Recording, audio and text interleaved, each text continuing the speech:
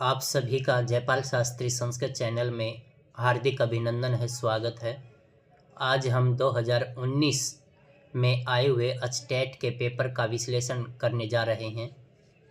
इससे आप लोगों को बहुत अच्छी जानकारी मिलेगी कि हम आने वाले प्रश्नों को कैसे कर पाएंगे। तो आप इन सभी को बड़े ध्यान से देखें और ये देखें कि हमने ये किया कैसे है, वो प्रश्न पूछता कैसे है और आपने उन प्रश्नों के उत्तर कैसे देने हैं, ये आप सभी बड़े ही ध्यान से देखें। तो हमारा जो पहला प्रश्न है वो है इकारांत पुल्लिंग सखी शब्दस्य चतुर्थी एकवचने किम रूपम भवते। अब आपका जो पहला ऑप्शन है वो है सख्यई। अब सखी प्लस ङे जो प्रत्यय होता है वो यदि हम करें तो वहाँ पर एक मात्रा आएगी, लेकिन इसमें दो मात्राएं लगा दी, इसलिए आपका एक नंबर गलत है। दूसरा सखाए, जो सखी शब्द है उसका ये भी रूप नहीं बनेगा। और जो तीन का है सखे, तो आप क्या करेंगे, सखी प्लस ङे, सखी प्लस ए। अब यहाँ पर आप ई को यणची सूत्र लगा देंगे और जो सखी की ई है उसको यह हो जाएगा और आपका रूप बन जाएगा सखे। तो आपका सही जो उत्तर है वो आपका सखे है।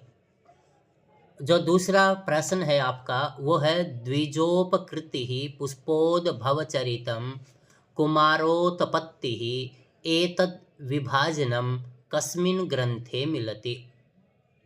जो कुमार संभवम है उसमें भी नहीं है, उत्तरामचरितम है उसमें भी ये सारी चीज़ें नहीं हैं, हर्षचरितम उसके अंदर भी ये नहीं है। तो आपका जो सही उत्तर है वो है 10 कुमार चरिते, अर्थात ये आपका 10 कुमार चरितम इसका सही उत्तर है। जो आपका 93 का जो प्रश्न है वो है अभिज्ञान शाकुंतले केन कथितम आश्रम मृगो अयम न हंतव्यो न हंतव्यः। अभिज्ञान शाकुंतलम में ये किसके द्वारा कहा गया कि आश्रम के ये मृग मारने योग्य नहीं है? राजा के द्वारा कहा गया? नहीं। तो ये किसने कहा? ये तपस्वी ना, अर्थात जो तपस्वी था उसके द्वारा ये कहा गया कि भाई ये जो मृग हैं ये मारने योग्य नहीं है।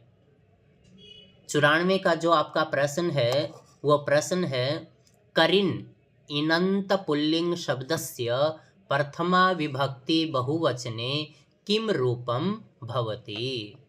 करिणी ये आपका नहीं बनेगा। तो 2 नंबर जो देखिए ये करीण है, करिन करीणौ करीण है। तो आपका जो 2 नंबर का उत्तर है ये ऑप्शन है, ये आपका सही आंसर बन जाएगा। तो इस तरह से आपने देखा कि भाई ये इसके रूप कैसे चलेंगे। तो एक बार आप जो नकारांत और करीन के सदृश चलने वाले जो रूप हैं उनको एक बार देख लें। जैसे गुणी, अब आपका जो ये करीन शब्द है करी, दीर्घ ई हो जाएगी और फिर इसके रूप चलेंगे करी करीणौ करीणः, गुणी गुणीनौ गुणीनः। तो इस तरह से आपके ये रूप चलेंगे। इससे आगे का जो प्रश्न है वह प्रश्न है किम वक्ष्यति इति हृदयं परिसंकितं मे कन्या मया अप्यहृता न च रक्षिता सा भाग्यैश्चलैर्महद् अवाप्त गुणोपघातः पुत्रः पितुर्जनितरोष इवास्मि भीतः स्वप्न वास्वदत्ते कस्य कथनमिदम्। अर्थात ये जो कथन है ये किसने कहा है? तो ये आपका जो कथन है वो कथन अर्थात कि भाई मैं क्या कहूँ, हृदय मेरा संकित है, कन्या यहाँ से अपहृत हो गई है, वह रक्षित नहीं हुई है, भाग्य चलायमान है, उसको गुणों का अपघात, इस प्रकार की ये जो बातें हैं ये किसने कही हैं? तो ये जो बातें हैं ये आपका जो वासवदत्ता है उस वासवदत्ता के द्वारा कही गई है। तीसरा, रमणीयार्थ प्रतिपादकः शब्दः काव्यम। काव्यस्य ऐसा परिभाषा केन प्रदत्ता। अब ये जो काव्य का लक्षण है, अर्थात किस आचार्य ने क्या लक्षण दिया है, वो बातें पूछी गई हैं। तो रमणीयार्थ प्रतिपादक है, ये आपका पंडित राज जगन्नाथ का है। आनंदवर्धन ने क्या कहा था? ध्वनिर आत्मा काव्यस्य। मम्मट ने क्या कहा? शब्दार्थौ सहितौ गुणौ सगुणावलंकृति पुनः क्वापि काव्यम। आचार्य कुंतक ने क्या कहा? वक्रोक्तिरेव काव्यम। तो इस तरह से आपका ये जो चीज़ें थी कि भाई ये इसका उत्तर क्या आएगा, तो आपने ये उत्तर क्या देना है इसका? मम्मटे, ये पंडित राज जगन्नाथेन। तो इसका ये आपका उत्तर हो जाएगा। एषु कः विकल्पः सुमेलितः नास्ति। इनमें कौन सा जो उत्तर है वो सुमेलित नहीं है। तो इसमें आपका सुमेलित कौन सा नहीं है? जैसे सह किम सखा साधु न शास्ति यो शास्ति यो धीपम किरातार्जुनीयम ज्ञाता स्वादो विवर्त जघ्नम को विहातुम समर्थः मेघदूतम स्ववीर्य गुप्ता ही मनोह प्रसूति अभिज्ञान शाकुंतलम अत्यादरः संकनीय मुद्रा राक्षसम। तो आपका ये जो किरातार्जुनियम वाला है ये आपका सुमेलित नहीं है। तो इस तरह से आपने देखा कि ये आपके सही उत्तर थे। तो अब इनसे आगे वाला जो प्रश्न है वह है ज्ञातिभ्यो द्रविणम दत्वा कन्यायै चैव शक्तितः रिक्तस्थान कस्य विवाहस्य लक्षणमेतत्। कहता है कि अपने सगे संबंधियों को धन आदि देकर कन्या के लिए उसको जो दहेज आदि है वो अपनी शक्ति के अनुसार देना और उसका विवाह करना, ये विवाह का कौन सा लक्षण है?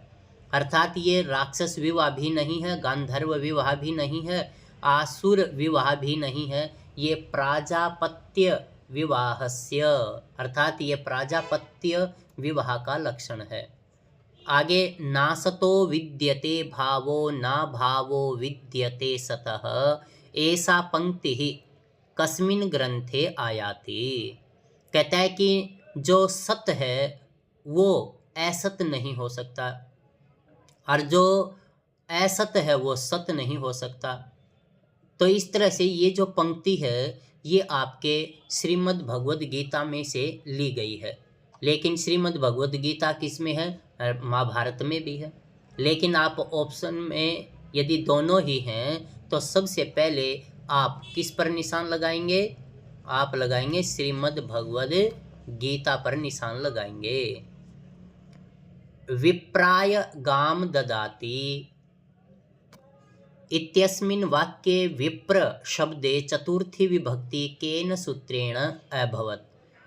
ब्राह्मण के लिए गाय देता है। इस वाक्य में विप्र शब्द में चतुर्थी विभक्ति किसके द्वारा की गई है, अर्थात किस सूत्र ने इसमें विभक्ति की है? तो आपने वहाँ जब कारक प्रकरण पढ़ा था तो वहाँ देखा कर्मणा यम अभिप्रेति स संप्रदानम, ये संप्रदान संज्ञा करने वाला सूत्र है। चतुर्थी संप्रदाने, ये चतुर्थी विभक्ति करने वाला सूत्र है। तो इसका जो सही उत्तर है वो दो ऑप्शन है, चतुर्थी संप्रदाने। रुच्यर्थानाम प्रियमाणः, ये तो रुच आदि धातु का यदि प्रिय अर्थ हो तो चतुर्थी विभक्ति करेगा। एतेषु कोपि नास्ति, अर्थात इनमें से कोई नहीं है। लेकिन आपका जो 2 नंबर का ऑप्शन है वो आपका सही है।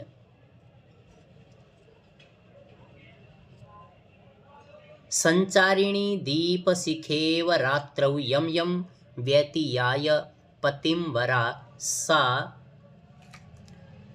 युक्त रचना वर्तते। संचारिणी दीप शिखेव, अर्थात वो दीप की शिखा के समान संचरण करती हुई, यम यम व्यतीयाय, जिस जिस के सामने से निकल जाती, पतिवराम, पति का वरण करने वाली, सा कौन, इंदुमती। तो यहाँ पर ये जो पंक्ति है वो कहाँ से ली गई है? ये पंक्ति आपकी रघुवंश से ली गई है। चोर भयम पदस्य समास विग्रह भविष्यति। चोर भयम अर्थात जिससे भी भीति होगी वो पंचमी विभक्ति में होगा। तो चोरेण भयम ये भी नहीं है, चोरात भयम, तो ये जो 2 नंबर का है ये आपका बन जाएगा। चौराय ये चतुर्थी हो गई, चौरस से ये षष्ठी हो गई, तो इसलिए आपने पंचमी में करना है चौरात भयम। नरेश माता के लिए अच्छा है। अब यहाँ पर साधु और असाधु शब्दों का प्रयोग किया है। तो आपने कारक पढ़ते समय वहाँ देखा था, यदि साधु अर्थ है तो सप्तमी विभक्ति आएगी, और असाधु शब्द है तो भी सप्तमी आएगी। तो नरेश है मातरी साधु। अब सप्तमी इनमें से कौन सी है? मातरी, मात्रे, मातुहु, मातरम। तो आपका जो 1 नंबर है ये आपका सही उत्तर है। नरेश मातरी साधु। तो इस तरह से आपका ये नरेश मातरी साधु ऐसा आ जाएगा। चित्तं व्यापनोति यः क्षिप्रं शुष्केन अंधम ईंधन मिवा अनलः कस्य काव्यगुणस्य लक्षणम। चित्तं व्यापनोति अर्थात जो चित्त को व्याप्त करता है, यह शीघ्र ही सूखे ईंधन के समान, जिस प्रकार अग्नि सूखे ईंधन को प्राप्त कर लेती है। तो ये प्रसाद गुण का लक्षण है।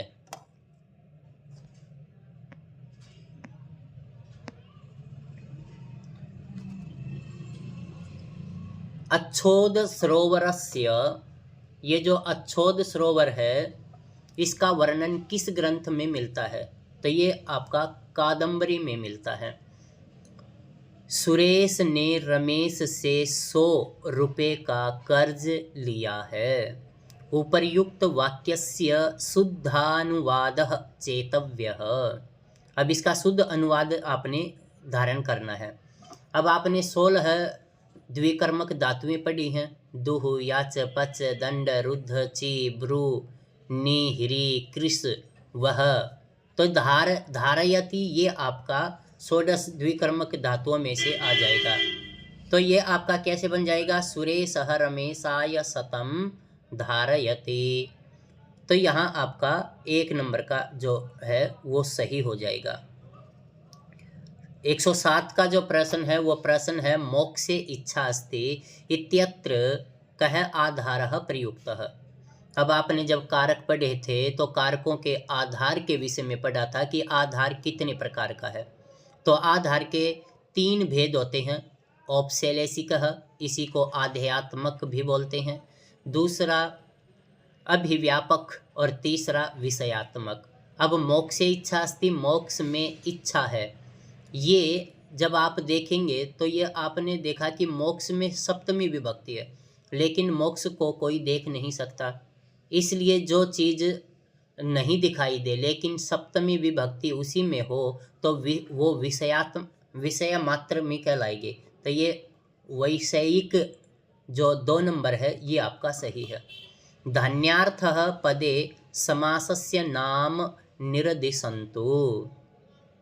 अब आपने समास पढ़ते समय देखा था कि धन्यार्थः, इसका विग्रह भी आपसे पूछा जा सकता है। धान्येन अर्थः, यदि ये पुल्लिंग शब्द है, धान्यार्थः, धान्येन अर्थः, धान्येन अयम ऐसा शब्द भी दे सकता है, ये ध्यान रखें। और धान्यार्थम आ जाए तो धान्येन इदम और धान्येन अर्थम ऐसा भी हो सकता है। इदम आपने जरूर ध्यान रखना कि नपुंसकलिंग यदि देता है तो नपुंसकलिंग में ही आपने प्रयोग करना है। यदि धान्यार्था दे देता है तो आपने धान्येन अर्था और धान्येन इयम। अब ये कौन सी विभक्ति हुई? तृतीया, धान्येन। तो यहाँ आपका एक नंबर जो है वो आपका सही उत्तर हो जाएगा। धन्येन अर्थः, तो ये तृतीया तत्पुरुष समास हो जाएगा।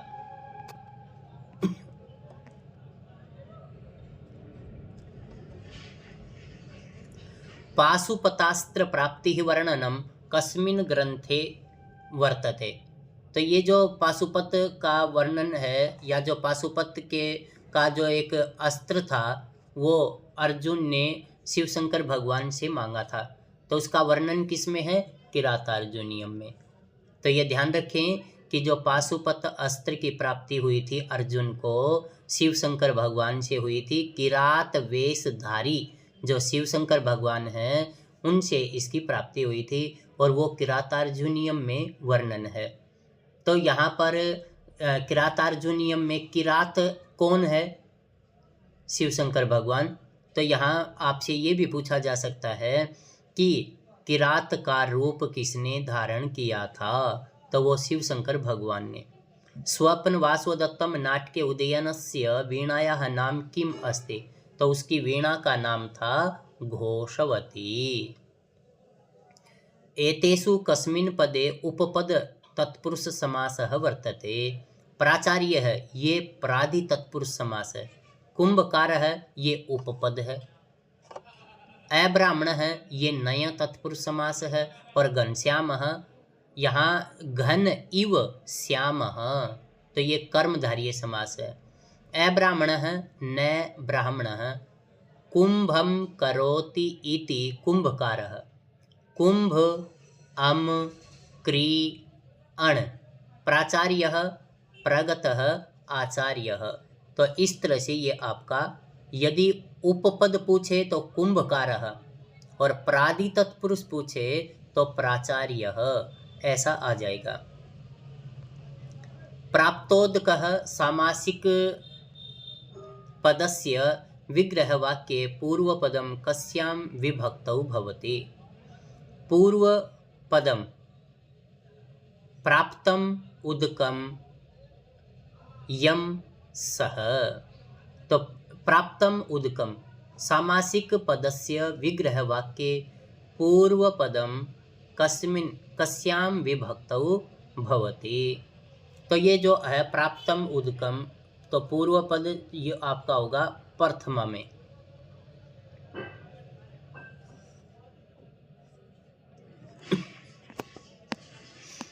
मेघदूतस्य रचना कस्मिन् छंदसि वर्तते? तो मेघदूत की जो रचना है वो पूरी की पूरी आपकी मंदाक्रांता छंद में है। विशेषेण सह देवस्य नाम योजयन्तु। अब आपने विशेषण का प्रयोग करते हुए इनका मिलान करना है।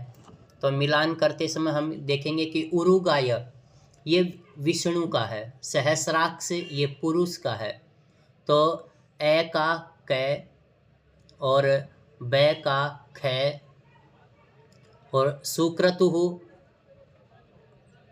गै और द घ, तो ये आपका एक नंबर जो है ये आ जाएगा। उरुगाय ये किसे बोलते हैं? विष्णु को बोलते हैं। सहस्राक्ष किसे बोलते हैं? पुरुष को बोलते हैं। सुक्रतुः किसे कहते हैं? वरुण को कहते हैं। और रत्न धात्मम अर्थात रत्नों को धारण करने वाला वो अग्नि देवता है। तो इसके अंदर श्रीमद् भगवद गीतानुसारेण अव्यवसायी नाम बुद्धयः कीदृश्यः भवन्ति?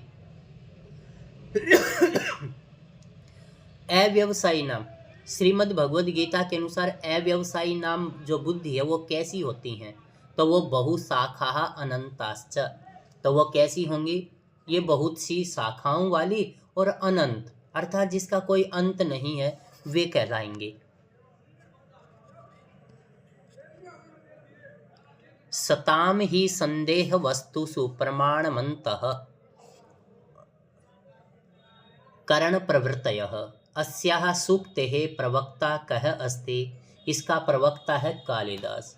और ये कहाँ से ली गई है? ये अभिज्ञान शाकुंतलम से ली गई है। वागादि वैकृत्यश्चेतो विकासः इष्यते हासः।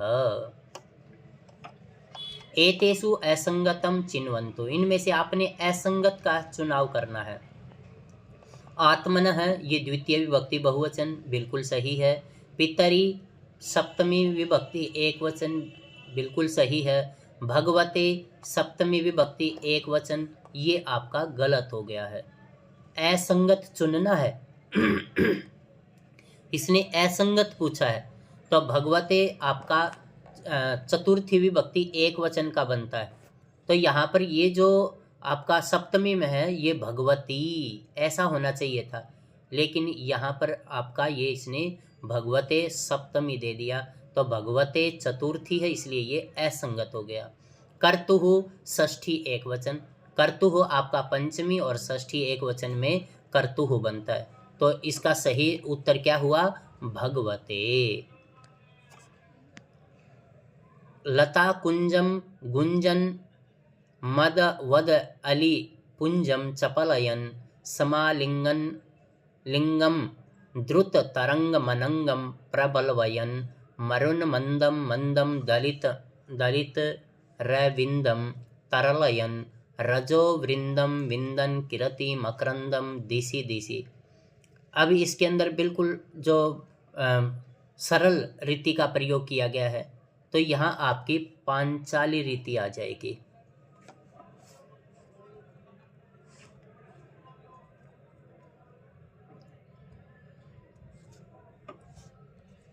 कुमार संभवे कतमे सर्गे शिवपुत्र कार्तिकेयस्य बाललीला वर्णनम प्रधानतया वर्णितम अस्ति। तो ये आपका जो द्वादश है इसके अंदर इसका वर्णन किया गया है। असंगतम विकल्पम चिनुत, वारिणी वारिणी द्वितीय बहुवचन, वहाँ आपका वारिणी वारिणी ऐसा बनता है। मधुनी प्रथमा बहुवचन ये सही है। मधुने चतुर्थी एक वचन सही है। मधुसु सप्तमी बहुवचन बिल्कुल सही है। तो असंगत चुनना है तो आपका ये असंगत हो जाएगा। यहाँ क्या आएगा? वा री की जो मात्रा है वो बड़ी ई होनी चाहिए थी और अण में ह्रस्व ई होनी चाहिए थी, लेकिन इसने रे में तो ह्रस्व कर दिया, अण में दीर्घ कर दिया, तो इसलिए ये आपका असंगत हो गया। तो आपका असंगत क्या हुआ? वारिणी एक नंबर। त्वयि दृष्टे कुरंगाक्ष्या स्रंसते मदन व्यथा दृष्ट अनुदय भाजिन्दौ गलानिः कुमुद संहते श्लोके अस्मिन् को अलंकारः। तो यहाँ पर आपका निदर्शना अलंकार हो जाएगा। वैसे यहाँ एक दृष्टांत का वर्णन भी किया गया है, तो यहाँ आपका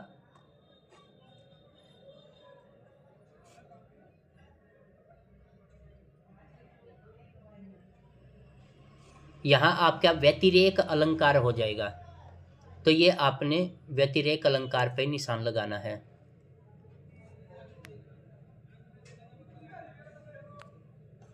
नेदम नभो मंडल मंबुरासी नैताश्च तारः नवफेन भंगाः नायं शशि कुंडलितः फणीन्द्रो नासौ कलंकः सहितो मुरारिः।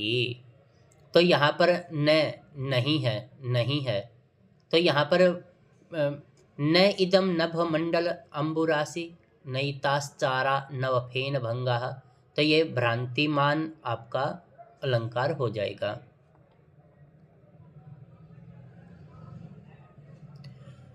यण वर्णानाम उच्चारणे बाह्य प्रयत्नस्य नाम अस्ति। यण अर्थात जो य व र ल, तो यहाँ ये किस में आएंगे? ये आपके अल्प प्राण में भी, लेकिन ये आपके पूछे किस में है? बाह्य में। तो अल्प प्राण और महाप्राण ये तो आपके अलग हो गए। तो विवार सवार ये आपके घोष विवार जो हैं उसके अंदर आपका ये उत्तर आ जाएगा, ये विवार कहलाएंगे। उसने ये पूछा कि बाह्य प्रियतन के, आपके दो प्रियतन होते हैं, एक आभ्यंतर और एक बाह्य। आभ्यंतर के 5 भेद होते हैं और बाह्य प्रियतन के 11 भेद होते हैं। तो जो यण हैं वो विवार में आ जाएंगे। चारुदत्तः कस्याः कृतेः नायकः वर्तते। तो यहाँ पर ये जो चारुदत्त है वो किस कृति का नायक है, तो वो आपका मृच्छकटिकम का नायक है। और मृच्छकटिकम प्रकरण विधा में आता है और इसके अंदर 10 अंक हैं, तो जिसमें 10 अंक होते हैं वो प्रकरण विधा में आता है। लब्धापि दुखेन पाल्यते न परिचयम रक्षते नाभिजनमीक्षते कस्य ग्रंथस्य पंक्तयः सन्ति। ये आपकी सुखनासोपदेश अर्थात जो कादंबरी है, कादंबरी की ये पंक्तियां हैं और कादंबरी का ही एक भाग सुखनासोपदेश है। लब्धापि यदि ये प्राप्त हो जाती है तो दुखेन पाल्यते, बड़े दुख से पाली जाती है। न परिचयम रक्षते, ये लक्ष्मी किसी के परिचय की भी रक्षा नहीं करती। न अभिजनम इक्षते, और न ये किसी ऊंच कुल को देखती है। तो यहाँ पर लक्ष्मी का वर्णन किया गया है और सुखनासोपदेश में किया गया है। असंगतम चिनुत, यहाँ पर आपने असंगत का चुनाव करना है। क्री धातु विधिलिंग लकार मध्यम पुरुष एक वचन कुर्याः, ये आपका बिल्कुल सही है। ज्या धातु लोट लकार मध्यम पुरुष एक वचनम जानी ही बनता है, इसने जान ऐसा दे दिया, तो ये आपका उत्तर बन जाएगा। चुर धातु लोट लकार उत्तम पुरुष एक वचन चौरियाणी, बिल्कुल सही है। चिंत धातु लोट लकार प्रथम पुरुष एक वचन चिंतयतु, बिल्कुल सही है। तो इस तरह से ये आपका असंगत चुनना था, जो आपका जहाँ 2 नंबर का जो उत्तर प्रश्न है, ऑप्शन है, वो आपका सही है। 128 का अस्मद शब्द संदर्भे अनुचितम विकल्पम वर्तते। तो अस्मद शब्द के रूप आप लोगों को याद हैं ही, तो इस तरह से ये जो अस्मद शब्द है मई, ये सप्तमी एक वचन है। आपने अनुचित शब्द चुनना है, तो जो मई है वो सप्तमी विभक्ति एक वचन, बिल्कुल सही है। मह्यम चतुर्थी एक वचन, बिल्कुल सही है। मम मम षष्ठी एक वचन। अब देखो इसने क्या किया, यहाँ मैं को हलंत लगा दिया। वैसे मम ऐसा देखने में सही लग रहा है, लेकिन उसने हलंत लगा दिया, तो ये अनुचित हो गया। उचित क्या होता कि इस मैं के नीचे हलंत नहीं होना चाहिए था, तो ये आपका उचित होता। तो बहुत ही छोटी सी गलती दी है उसने। तो ये आप ध्यान रखें कि जो शब्द है उसके यहाँ विसर्ग आएंगे, हलंत आएगा, बिंदी आएगी, अनुसार आएगा या नहीं आएगा, तो ये आप पूरा ध्यान रखें। तो यहाँ उसने बिल्कुल छोटी सी एक माइनर सी गलती दी है, मैं के नीचे हलंत लगा दिया। लेकिन हम सब देखते हैं मम, अरे ये तो सही है, लेकिन ये आपका अशुद्ध हो गया, अनुचित हो गया। मत पंचमी एक वचन, बिल्कुल सही है। कह कवि ही स्वकाव्य से कृते श्रृंगारामृत शितगु शब्द का प्रयोग विशेषणम प्रददाति श्रीहर्षः। महीयांसः प्रकृत्यामितभासिनः सूक्तिरेषा कस्मिन् महाकाव्ये प्राप्यते। ये शिशुपाल वध में मिलती है और ये सूक्ति काफ़ी प्रसिद्ध है। बहुत बार ये सूक्ति आपके स्टेट में आ चुकी है, अन्य परीक्षाओं में भी ये काफ़ी बार पूछी जा चुकी है। इसलिए आप इसको अच्छे से ध्यान कर लें कि जो महीयांसः प्रकृत्यामितभासिनः, जो मितभाषी होते हैं वो वास्तव में प्रकृति के धनी होते हैं। तो ये आपकी ये जो सूक्ति है ये शिशुपाल वध से ली गई है। एषु किम सुमेलितम नास्ति, पचे है विधिलिंग लकार मध्यम पुरुष एक वचन, बिल्कुल सही है। अपचम लंग लकार उत्तम पुरुष एक वचन। अब यहाँ पर इसने क्या पूछा है, सुमेलित नास्ति, नास्ति पूछा है। अपचम, मैं को हलंत लगाना चाहिए था, लेकिन इसने हलंत नहीं दिया, पूरा दे दिया। अवदतम लोट लकार मध्यम पुरुष द्विवचन, बिल्कुल सही है। नंस्यति लिट लकार प्रथम पुरुष एक वचन, बिल्कुल सही है। तो आप ये देखें कि बिल्कुल छोटी छोटी सी गलतियां दे रहा है और आप उसमें विचले नहीं, कंफ्यूज ना हो। अपने दिमाग के सारे तंतु खोलकर बड़े ध्यान से निशान लगाएं और आप निश्चित रूप से सफल होंगे।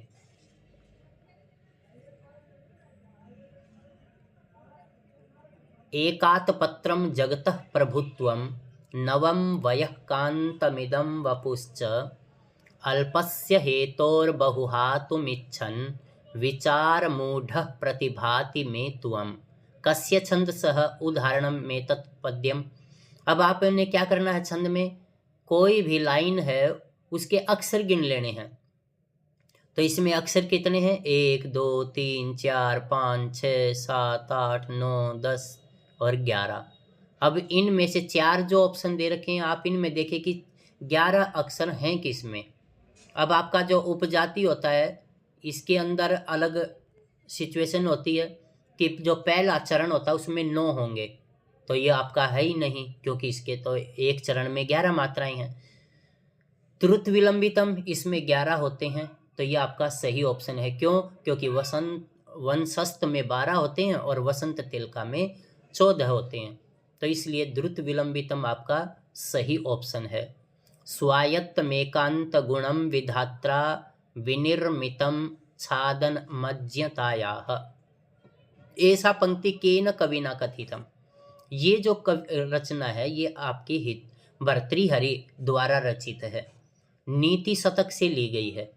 जो भर्तृहरि ने 3 शतकों का जो लेखन किया है, श्रृंगार शतक, नीति शतक और वैराग्य शतक, इसी को तीनों को मिलाने के बाद त्रिशतकम ऐसा बनता है।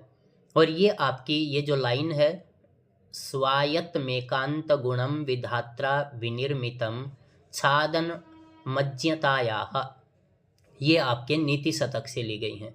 और मैंने ये इसकी भर्तृहरि की नीति शतक की वीडियो बनाई हुई है और उसके अंदर ये श्लोक आया हुआ है, तो आप वहाँ से भी एक बार सुनेंगे तो आपको पता चल जाएगा कि ये लाइन आपकी नीति शतक से है। और नीति शतक के जो रचयिता हैं वो भर्तृहरि हैं। उत्तरामचरितम, उत्तरामचरितस्य कस्मिन् अंके विस्कम्भक योजना तथा च प्राकृत भाषा इत्यनयोः अभावः वर्तते। अब आप ये ध्यान रखें कि जो उत्तरामचरितम का तीसरा अंक है वो छाया अंक के नाम से जाना जाता है, और जो चतुर्थ अंक है वो गर्भांक के नाम से जाना जाता है। 7वां जो अंक है वो भी गर्भांक के नाम से जाना जाता है। लेकिन विस्कम्भक की जो योजना है वो कहाँ कहाँ है? दूसरे अंक में, तीसरे अंक में, चतुर्थ अंक में और षष्ठे अंक में। दूसरे, तीसरे, चतुर्थ और पंचम, ये जो है छठे अंक में, पंचम में नहीं। तो ये आपके ये जो 4 अंक हैं कौन कौन से? दूसरा, तीसरा, चौथा और छठा, इसमें विस्कम्भक की योजना की गई है उत्तरामचरितम में। अब इसने क्या पूछा कि इनका अभाव किस में, अर्थात जिस ये जो विस्कम्भक की योजना है वो कौन सा अंक है जिसमें इसका प्रयोग किया नहीं है। तो अब कौन सा बच गया? 5वां। तो आपका जो उत्तर है वो आ जाएगा पंचमे अंके। तो जो पंचम अंक है उसमें विस्कम्भक योजना तथा च प्राकृत भाषा, इन दोनों का अभाव है। तो आप ध्यान दें, उत्तरामचरितम का जो तीसरा अंक है वो छाया अंक है। चतुर्थ और सप्तम ये गर्भांक के नाम से जाने जाते हैं। जो दूसरा, तीसरा, चतुर्थ और छठा ये आपके विस्कम्भक योजना के अंक कहलाते हैं। तो अब इसमें कौन सा दे रखा है? देखिए, इसमें तीसरा भी दे रखा है, चतुर्थ भी दे रखा है, षष्ठ भी दे रखा है और पंचम। तो पंचम में विस्कम्भक की योजना नहीं है। मासेन भगवद गीता अधीता। अब यहाँ पर ये किसका उदाहरण है? रेखांकिते पदे तृतीय विभक्ति विधायकम सूत्रमस्ति। अब यहाँ पर क्या था? मासम अधीते। वहाँ पर केवल कोई कार्य करने का फल नहीं प्राप्त हो रहा, केवल कोई कार्य किया गया है, तो वहाँ कालाध्वनोर अत्यंत संयोगे सूत्र से द्वितीय विभक्ति हो गई। लेकिन जहाँ पर काल और मार्ग का अत्यंत संयोग हो लेकिन फल की भी प्राप्ति हो जाए तो वहाँ अपवर्गे तृतीया, तो वहाँ अपवर्ग में तृतीया विभक्ति हो जाएगी। कर्तृकरणीयोस तृतीया, जहाँ पर भी कर्तृ संज्ञा हो जाएगी और करण संज्ञा हो जाएगी वहाँ तृतीय विभक्ति होगी। तो कर्तृ संज्ञा कौन करता है? स्वतंत्र कर्ता। और करण संज्ञा कौन करता है? कर्तृकरण, वो साधक तमम करणम। और जहाँ पर भी कर्तृ और करण संज्ञा हो जाएंगी वहाँ पर तृतीय विभक्ति होगी। और सूत्र है कर्तृकरणयोस तृतीया। इत्थम भूत लक्षणे, ये क्या कहता है कि भाई कोई भी इस प्रकार का लक्षण आपको दिखाई दे तो वहाँ तृतीय विभक्ति होगी। जटाभिस्तापसः। आख्यातोपयोगे, जिससे कोई भी शिक्षा आदि विशेष विधि पूर्वक नियम पूर्वक पढ़ी जाए वहाँ पर पंचमी विभक्ति हो जाएगी। जैसे गुरोः पठति, उपाध्यायाद अधीते, तो ये आख्यातोपयोगे का उदाहरण है। लेकिन यहाँ मासेन भगवद गीता अधीता, ये आपका जो उदाहरण है वो किसका है? अपवर्गे तृतीया, अपवर्ग का उदाहरण है। स्वप्ने अपि भारतम वर्षम विजय शरीर न मुंचति, कर्तारम भर्तारम कृच्छ्रकाले अपि यथा काचित पतिव्रता। श्लोक अस्मिन को अलंकार है, तो इसमें आपका ये उपमा अलंकार हो जाएगा। यथा आ गया इसके अंदर, तो जहाँ पर भी जो उपमा के 4 जो इसके अंग बताए गए हैं उनका जो है ये यथा उपमा वाचक शब्द भी है। तो ये आपका उपमा जो उदाहरण है वो लक्षण है या जो अलंकार है वो आपका हो जाएगा। 137 का है अयुजीन युग रेफतो यकारो, तो ये आपका पुष्पिताग्रा का बन जाएगा। ये आपके एक बार पहले भी अचटेट में पूछा जा चुका है और वहाँ जो हमने YouTube पर अलंकारों की जो वीडियो बनाकर डाल रखी है उसके अंदर इसका बहुत अच्छे से वर्णन किया गया है, इसको व्याख्यायित किया गया है। तो एक बार आप जो छंदों की वीडियो है वो आप ज़रूर देख लें। क्षम प्लस कतिन योगे शब्द है निर्मीयते, तो ये आपका बन जाएगा क्षांति ही। तो यहाँ क्षम और कतिन, कतिन जो प्रत्यय है वो हमेशा स्त्रीलिंग में होता है, स्त्रियांग कतिन। तो इस तरह से जो कतिन प्रत्यय है वो आपका हमेशा स्त्रीलिंग में ही होगा। नामन नपुंसकलिंग शब्द संदर्भे कह विकल्पः सुमेलितः नास्ति। नामानि प्रथमा बहुवचन सही है, नामनी सप्तमी एक वचन बिल्कुल सही है, नामनाः षष्ठी एक वचन। ये आपका जो नामनाः नामनः रूप बनता है षष्ठी एक वचन में, नामनोः सप्तमी बहुवचन। तो ये आपका यह भी गलत हो गया और ये भी गलत हो गया। विकल्प है सुमेलित है नास्ति, तो आपके ये 2 ऑप्शन जो हैं ये दोनों सही हो गए। तो इसलिए आपको यहाँ इन जिसने भी 3 पर या 4 पर निशान लगाया है उन सबको ये अंक दिए जाएंगे। भू धातु विधिलिंग लकारस्य प्रथमे पुरुषे द्विवचने किम रूपम स्यात्। अब इसने भू धातु का विधिलिंग लकार का प्रथम पुरुष और द्विवचन का रूप पूछा है, तो आप एक बार उस रूप को बोल करके देख लें, जैसे भवेत, भवेताम, भवेयुः। अब आपने क्या देखा कि भवेताम, तो यहाँ आपका भवेताम आ गया। तो 2 नंबर का जो ऑप्शन है ये आपका बिल्कुल सही है। उकारांत स्त्रीलिंग धेनु शब्द संदर्भे असंगतम विकल्पम चिन्वन्तु। अभी इसने पूछा है कौन सी विभक्ति में उकारांत स्त्रीलिंग धेनु शब्द संदर्भे असंगतम विकल्पम चिन्वन्तु, असंगत होना चाहिए। धेनवाम, अब ये कौन सी सप्तमी विभक्ति एक वचन, तो धेनवाम तो बनता नहीं है, क्या बनेगा धेनवाम।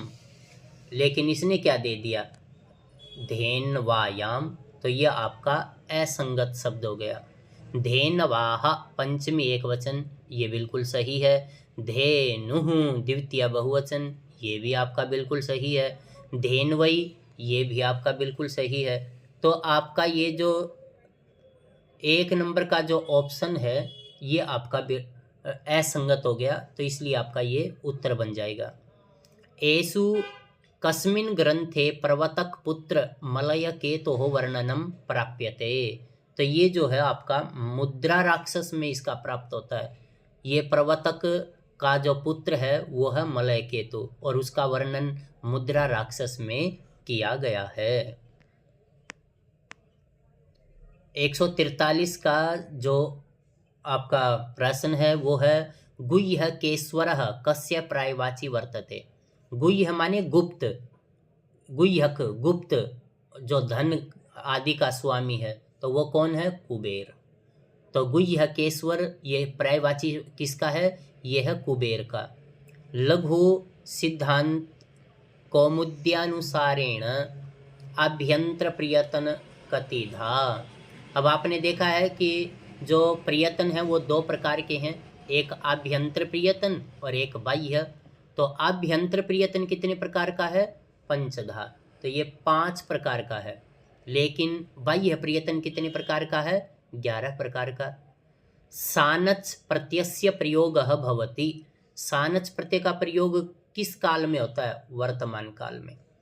लेकिन क्षत्रिय प्रत्यय का भी प्रयोग वर्तमान काल में ही होता है।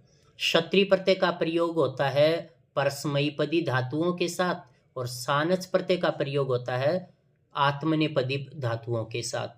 अब जो क्षत्रिय और सानच है इनकी सत संज्ञा होती है, और सत संज्ञा करने वाला सूत्र है तऊ सत। भूत कालार्थे, भूत काल का जो अर्थ है उसमें किसका प्रयोग होता है? कत्वा प्रत्यय का प्रयोग होता है, कतय का होता है, कत्वतु का होता है। भविष्यद कालार्थे तुमुन प्रत्यय का होता है।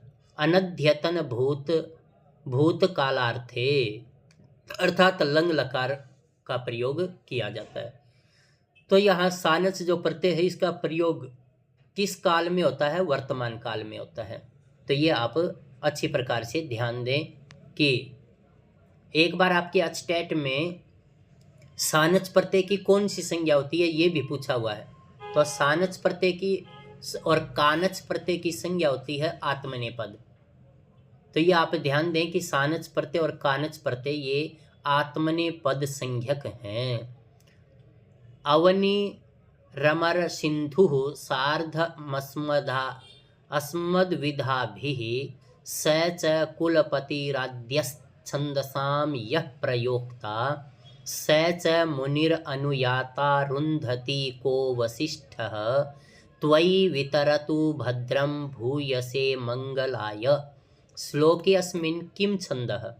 अब आपने छंद तो इतने आसान हैं कि आप उनकी एक प्रथम लाइन की जो मात्राएं हैं वो मात्राएं गिन लो और उससे पता चल जाएगा। जैसे अवनी 3, रमर 6, सिंधु 8, सार्ध 10, म 12, द्विधा भी 15।